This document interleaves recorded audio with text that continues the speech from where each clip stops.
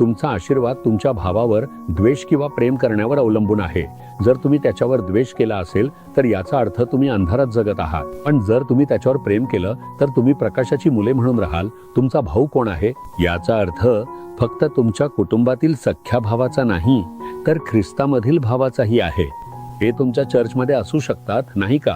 जे तुमच्या चर्चमध्ये आहेत ते देखील तुमचे भाऊ आहेत.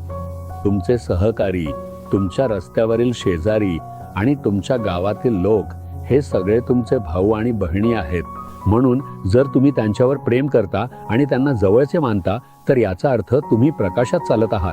त्याऐवजी तुम्ही म्हणता मला तो आवडत नाही, तो बरोबर नाही, ते त्यांच्या शब्दांप्रमाणे वागत नाहीत, अशा प्रकारे तुम्ही इतरांच्या कमतरता पाहून त्यांच्यावर प्रेम न करता त्यांच्यावर द्वेष करता आणि मनात राग धरता. प्रभू म्हणतो, माझ्या मुला आणि मुली, तुम्ही अंधारात उभे आहात आणि तुमच्या आयुष्यावर त्याचा परिणाम होईल, कारण अंधाराने तुम्हाला वेढले आहे. प्रकाशात या. प्रकाशात यायचे असेल तर सर्वांवर प्रेम करा.